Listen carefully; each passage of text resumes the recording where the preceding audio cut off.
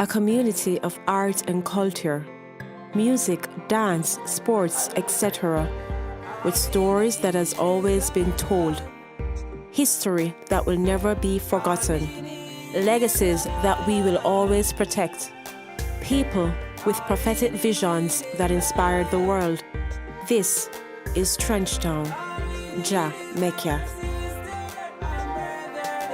In a time long before the political division, gang warfare, and mayhem, Trenchtown was known for the beautiful cultural hub it has always been, the Mecca of reggae, the maker of reggae. It was heading in the right direction, promoting community development, arts and culture, and most importantly, unity. Trench comes from Mr. Trench, Mr. Daniel Howard Trench, who was a second generation Jamaican. His father, William Howard Trench, came from Ireland, Galloway, Ireland. Now the Trench family in the British Empire is a big family, a very powerful family. The records show that William Trench decided, of all the Trench youths, that he was gonna come to the new world. So he came over to Jamaica, William Howard Trench, in the early 1800s and married a white Jamaican lady, and they had 14 children, one of which was Daniel.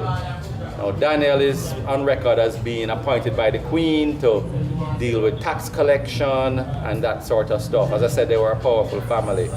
And somehow Daniel, got control of all of these lands. We're talking of hundreds of acres, maybe even a couple thousand acres of land. But eventually, in the abolition of slavery and the progression of life in general, the Trench family moved on and moved out of Jamaica. Now they're a big family all over the world. So the lands were abandoned. People eventually squatted them, and in the 1930s, the government of the day decided they were going to take this piece of land and design a model township to be called Trenchtown. The board papers reflect that. Trenchtown was known as a home for some of Jamaica's most talented individuals. Mortimer Plano, the legendary Bob Marley, Owen Blacker Ellis, Gerald Bogle-Levy, Collie Smith, Peter Tosh, are just a few of the icons that rose from the humble beginnings of Trenchtown. In the 50s, there was no record business. There was a sound system, and that was our entertainment. You go to a dance, it was sound system. Until there was this gentleman who came in the business of promoting events, and his name was Veer Johns. My name is Arthur Robinson, better known as Bunny, and I sing with Scully. So there and then you have Bunny and Scully, or Sims and Robinson. We entered the Veer Johns about 20 hours from in the early 50s. His thing was to have competitions in the movie theaters. Ambassador Theatre in Trenchtown was one of them, and one of the main ones. Palace was one, Majestic was another one. And sometimes you'd have finals at Carib Theatre. So we are the first set of people who enter the Veer Johns about in the hour. And we enter 3 times, and we win it 2 times around second. In the 3rd time. Each week you would have a winner and a second place. The winner would get £2, and the second place would get £1. And then you would go on to our grand finals, and if you win the grand finals, you would get £10. Of course, Trenchtown is regarded as the bedrock or the cradle of Jamaican music. So much so because so many of the renowned artists, through the changes of the music, whether it was rocksteady or ska and now reggae, gave birth in Trenchtown. Back to those times on Trenchtown and Boys Town. Boys Town had a piano inside of the main hall. And that piano served us so well because it probably was the only piano in Trenchtown. So, you know, people like Aldeno Stewart, Taylor versus Beckford, people like that would go and bang on the piano to learn how to play a piano and how to describe out a tune.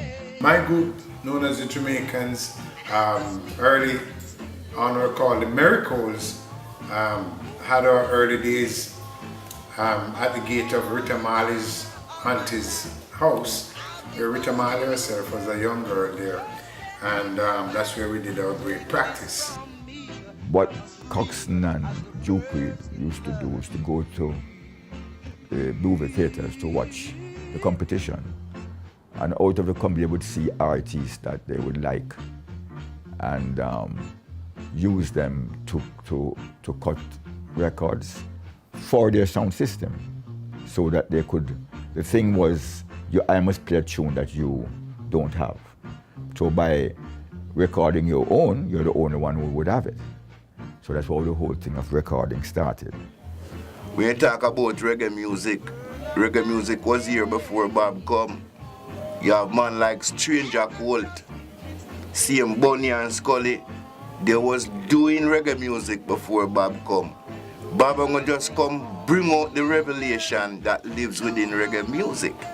When no other man couldn't come and do away from that man who have come bring out that revolution sound and bring that revelation, which is by doing the teaching of His Majesty, and tell the one them said there's no other way but to follow the teaching of His Majesty. What reggae music do? Reggae music come and expose all of us to the world. I work with Bob Marley as his marketing manager at Tough Gong, and some of the outstanding experiences with Bob Marley is traveling with him to Zimbabwe. And I set up that concert in Zimbabwe for President Mugabe and for Prime Minister Mugabe and President Banana. And we had that concert there where we saw some 7,000 prisoners break in jail to come and watch him perform in the stadium there. Basically, I was with Bob Marley until he passed on.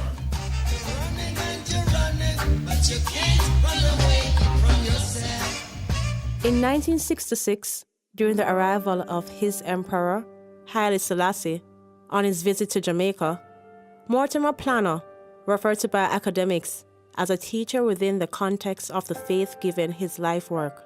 In my growing in, I get edified that Mortimer Planner was the one that go on the aeroplane to meet His Majesty when he come here in 1966. As a schoolboy, I can remember passing by Planner's place, and there was always music, always Rastamen praying and chanting and singing songs. And I've also grown to see Planner become quite prominent in the society. Mortimer Planner, who lived in 5th Street, a lot of the artists used to go into his yard, and they were more exposed to more books, black books, the Bible, black consciousness, black history, Rastafari. In 1974, Michael Manley was opposed by the more conservative Edward Seaga of the Jamaica Labour Party, JLP. In the period of the 70s to 80s into the early 90s, you had a civil war in Trenchtown. Nearly 1,000 deaths just in that area. This is more than the Asian Revolution, this is more than the Irish Revolution. The PNP, JLP thing back in those days is like the Arnett Garden was a PNP, the Riemann Valley was JLP. So there was always this rivaling factor. The election, I tell you, sir, if the time never come back right now, maybe some man say the best election, them and the election are miserable. The election are not reached miserable yet. 8 election and people have, we couldn't even sleep in our bed. Just imagine you have a bed and underneath to have to sleep. If you are from outside and you go around here, you're not sure that you're gonna come back out. At least a few people did it and they never came back out. What you know, Trenchtown, it's kind of like divided roughly into top and bottom Trenchtown. First to 7th Street is Rima, and 7th to 14th Street is, kind of, is jungle. During the 70s, they built a housing scheme basically, and a wall alongside Trenchtown Primary School that basically physicalized the political divide into a space where, you know, have a wall that stop. So anything below this is a Rima, anything above this is a jungle. We can't tell about how the politicians will tell me to burn down Chinaman place and burn up pick up shop and kill them Chinaman. Me can't tell you that because I'm still living. You understand? And there's enough more youth in my position with 50 and 60 now. We go through the early 70 and dirty politics. Have that in them and them never talk reality. Them afraid to talk the truth. You see, and these dirty politicians guys, them do drive big pretty vehicle and blah blah and come to the community like them a nice guy. And them dirty. Them dirty. The way them dirty bad, man, you know? Yeah. Kind of joke me I tell you. Reality me I tell you. It's me too. Gunshot me get them. Them want a helicopter. If you feel right, I feel the pebbles. Mash up the whole of my eyesight. I'm blind from my 18. I'm blind from my 18.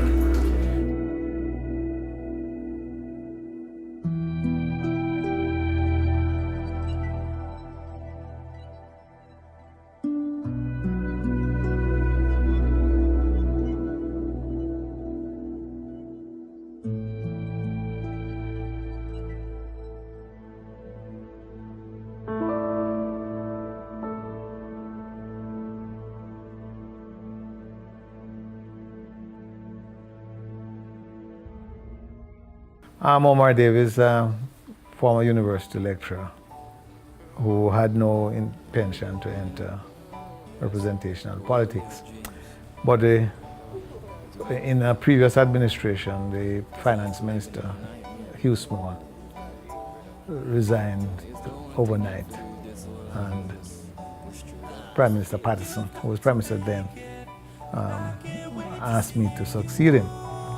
But Jamaica's Constitution requires that the Minister of Finance be an elected member of Parliament, and hence it was a challenge to them to get me into Parliament. And South St. Andrew was selected as it was seen as a safe PNP seat. There was a by-election in November of 1993. And I was elected, became Minister of Finance. And then I discovered that the challenges intrigued me. I was struck by several things.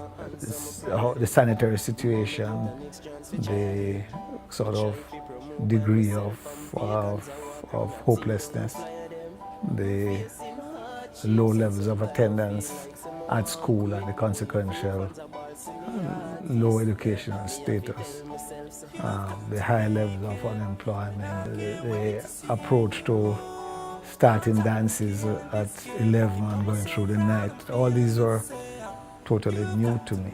And one thing I determined was that I couldn't leave, regardless of how long I was going to be there, I couldn't leave the communities in the same way that I found them. So I felt that I had to change certain things, and I felt the first thing would be to end the conflict between communities. There are improvements in terms of a lowering of the crime rate as a result of the partnership between the citizens and the police. I have to say thanks to the police them and the soldier them, because one time we never have a relationship like a brother and sister relationship with the police and soldier, but now it's more a brother and sister relationship with us and the police. So people will be fearful to go to the police if there's a problem, or even to tell the police, you know, if there's any problem or things that they need to deal with in the community. People will be fearful to go to the police.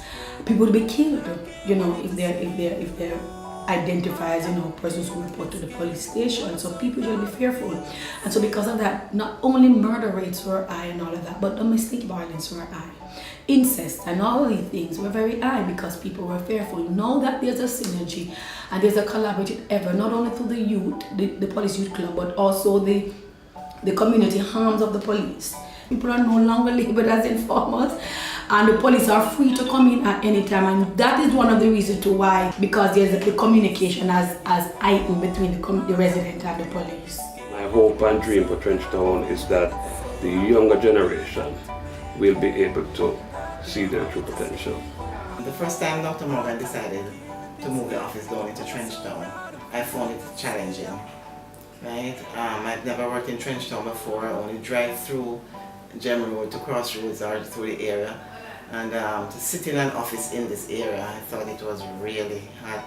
It would have made me have butterflies in my stomach.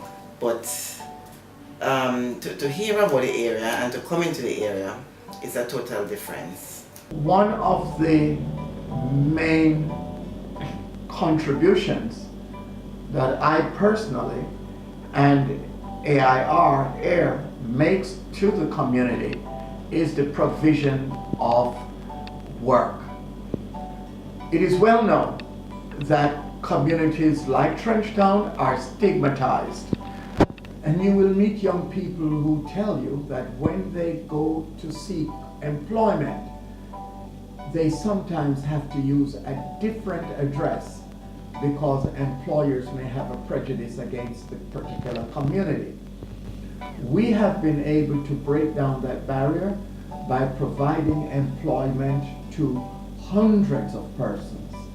Employment for persons who are qualified and who have good work ethics and who may have had a disadvantage in terms of their start to life, but are Jamaicans with great talent and anxious to make a contribution to society and to the economy of the country.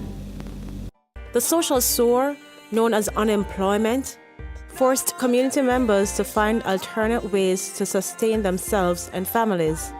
There was an increase in shop owners, tailors, barbers, you name it, they did it. Each one using their unique skill to fight against an unpredictable and unfavorable economy to survive in Trenchtown. My name is Paul and my real name is Isaac Rena. And as I can see right now, some look jerk chicken and fair run off and think cause from my left chunks 2 years, I look where I can't get no work. In which right now this me have to do in the place where I try to gravitate look at youth them look at $10, I'm look at $50 chicken back, $100. And right now according to how Trenchtown is right now, I kind of the best look at time in the way, but right now I don't want nothing for obstruct it. 2 youth I got, I have to try to make them go to school and things. Nobody not giving nothing sitting down. You understand? Look at talent I get at chunks, grateful like me I try to work with it and try to make it better. And I'm more of this once in a Trenchtown. I've been here 39 years now, going 40 years. And I'm a sign and a graphic artist. Do the paper engineer, the ceramics. And I even do homework stuff for the schools, where I make anything they need for the homework, like the brain, the stomach, the heart, the skeleton, the teeth. I could make anything at all. So I'm the man in Trenchtown who deal with people in that field, you know. I live in Trenchtown for 22 years. I doing business from the age of 12. My business coming from Plum. Plum start me that I can have a shop, and from here I can lead to a wholesale. We live in Trenchtown, good people can come out of Trenchtown. It is not a bad place. You have to come in Trenchtown and get to see the people and know the people. Good people come out of Trenchtown. Trenchtown is a place that you need to come and experience. My name is Led and I'm from Germany, and I had a vision to change with music some bad stuff going on in the world. And so I found this project on Jamaica, and I thought it would be a good idea to come here and help Musicians Without Borders. Musicians Without Borders is to spread music, is to connect with young people, both Germans and both Jamaican people, in Trenchtown, and then make an impact different places in Jamaica as well. My name is Melissa. I'm from Germany and I'm a teacher. I'm a music teacher from the program Musicians Without Borders, and this is why I'm here in Trenchtown.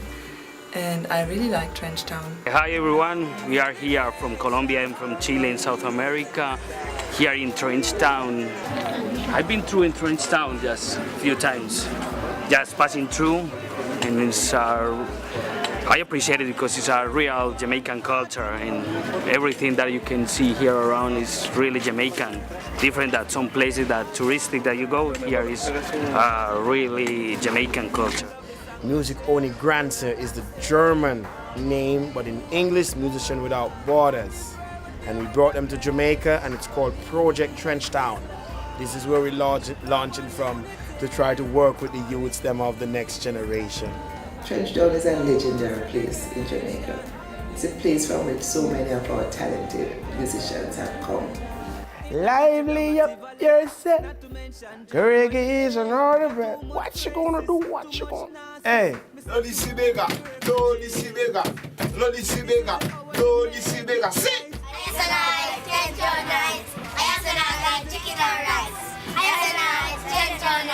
Culture Yard in itself, right, is an attraction. And it's attraction because when you go to Culture Yard, it's first and foremost a unique experience. There isn't anything quite like it anywhere else. There's music, there's food, there's history. There's even Bob Marley old VW bus sitting in there. The brand is universal for Trenchtonians. It's for them to be assisted in ways of exploiting their brand. There's a lot of spiritual and cultural capital in Trenchtown that needs to be tapped into and that needs to be honored. I could leave here if I want, but I choose not to. My family wrought on me about that every minute, but I tell them that I'm on a mission that have to be accomplished, because if I don't make this mission accomplished, I will never get a good rest when I have a rest. Trenchtown is a symbol of the creativity of the Jamaican people. How we know how to take the handmade fashion, whatever circumstances we find ourselves in. When I go to Bob Marley's former home in Trenchtown, go and see the conditions in the government yard. You know, this yard where so many people have to live and you have to share bathroom, share kitchen. It's a miracle. This is IT. I big up Trenchtown in a special way because, you know, that's my Navy string cut. That's my mother leave Victoria Jubilee Hospital and come back at 23rd Street with me on the morning of December 6th, a couple of years ago. I turned to learn to play football of a boys' store and I play for the football team. Fancy I never met the team. You know, in train for the team, I never met the team still, you know what I mean? We met the team and thing, you know. I see Trenchtown as a very powerful symbol of what we can accomplish. Poor people without whole heap of material resources, before you know it, you become international stars. It's possible. Trenchtown's like a diamond in the rock, you know what I mean? Whenever our parents don't have it, for we go, we can fund ourselves. We play some ring game. Anybody can achieve anything once you set a goal and you work hard, you know, and you dream until you can reach it. Because I really feel good for no say, I look back at my life and know say, it's a ghetto youth. We live and suffer in a Trenchtown and go. I don't know father. I meet my father when I was 22. Meet father for the first time. So my mother grew up in a Trenchtown. Trenchtown has been immortalized in song. You know, Bob Marley was someone said, just look how we come from Trenchtown. You know, them think that we're weak and so. And so when you have a music that is singing about a place, that place gets a lot of visibility out of the song. Trenchtown is that special place, you know where the greats come from. You know what I mean? From Aldeno Stewart, you know what I mean? You talk about Bob Marley, everybody will tell about Bob Marley. I mean, Joe is and them people. Aldeno Stewart was my uncle, you know, my father, brother and thing. That's why sometimes I try to sing, you know, but I just imitate singer, you know? And think when Aldeno sing, girl, I've got a day. My father said, oh, never grew up and things so. All of my history of my family come from Trenchtown, you know? But if you never know, this is IT, you know? From the door, IT and Fancy Cat. Well, my name is Lloyd Ferguson. I'm the administrator, or you could call it the supervisor, the guy of the home who is responsible for this Irish at the Golden Age home in Trenchtown. Yeah. And this home came about just to we are some youth inside the community who get ourselves caught up within politics. Both dirty JLP and PMP. Them is no good. And from them is no good, them is just no good. We find them a mash up Trenchtown. All of the people them around go east, some around go west. And I leave the head of the person inside here. So when we are some youth, we just come together, including the youth. And when we say we are some youth, including Tapazuki, the musician, Howard Wellington, the contractor, and Clive Brown. See, we come together as one and just say, watch out. We are going to try to do something for them other people and try to take ourselves out of politics. Because in the early stage, like we get bombarded when I tell them in 1970 before them go away. But like me, so when them come back, he might try to do nothing for Trenchtown, but the men don't come back. And right now, 30 years, the home they are for. And you see, it deteriorate actually, because we don't go out there and ask nobody and tell anybody about this. We just try to do it off our own. We not run when nobody will want to help, you know. Because that we are dealing with the hell of the people them inside here. Because we take anybody from anywhere. If them come from in Westmoreland and from the mall and them know them, we take them from the home here. And try our best to try and take care of them. Places such as the famous Ambassador Theatre, which was once one of the most popular theatre for live performances in Kingston. It attracted persons island-wide and was one of the first places that was graced with the presence of the legendary icon. The Ambassador Theatre, people of the 14 parishes of Jamaica would have come there back in the days before politics come and do their talent show. And all of the Trenchtown artists of what comes out of Trenchtown, that is the first opportunity of what they get to also do their show too. So when you talk about the Ambassador Theatre, the Ambassador Theatre is a memory to the 14 parishes of Jamaica. Not only we, the people of Trenchtown, but that should also be a national monument. One of the things that I'd overlooked saying or sharing with us is our vision for the Ambassador Theatre, which is that we see to the refurbished theatre, the multi-purpose cultural centre, and really is a centre in which we would continue to train leaders. Presently we actually have a computer lab in there and we have a number of classrooms, but we're seeking to really focus mainly on the performing arts. Training there and to develop a training centre to the north. It's going to be called the Family and Resource Centre. We had to ensure that schools such as Charlie Smith High, Trenchtown Primary, Boystown, and others were in the best conditions to facilitate the growth and to mold the youngsters' minds. I'm Vestina Oates, teacher of theatre arts and speech and drama at Charlie Smith High School. One of the challenges that I face here at Charlie Smith High School is that the students lack confidence. Many of them are afraid, they're shy, they're timid. As a result, oftentimes you don't get much from them. You have to work on their confidence. So that is one of the major challenges that I face. My name is Miss E. Anderson. I'm the grade 6 teacher and also the senior teacher at the Trenchtown Primary School. I'm here for over 21 years now, and we've faced challenges, but over the years it has been getting better, because back then we used to have violence as a problem, but that is not so anymore because it has been a while that we haven't seen any violence in the community. Challenges that we face now is water and light crisis, which has caused the students to be late for school most of the times. But apart from that, where the community is concerned, we don't have a challenge anymore. My name is Veronica Gaino. I have been here for 33 years, 8 of which have been spent as principal. For the first time since the beginning of the school, in 2014, we got the scholarship for the best performing boy in all primary schools in the island. And our children, that's a JG scholarship, I think, yes. And the children go to all the traditional high schools.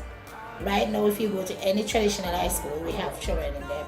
We have children at Campion, Immaculate, Holy Child, you name it, we have it. How we keep them like that? We continuously perform well, because we realize that any day we lose that high performance, then we could become victims. It's been said that if we save Trenchtown, we save Jamaica. So help us as we join our hands and hearts to make a better today for the generation of tomorrow. And this world would be a better place. All we need is love. Love and unity. I am from Trenchtown. Remember, teamwork makes the dream work. My ambition is to become a politician.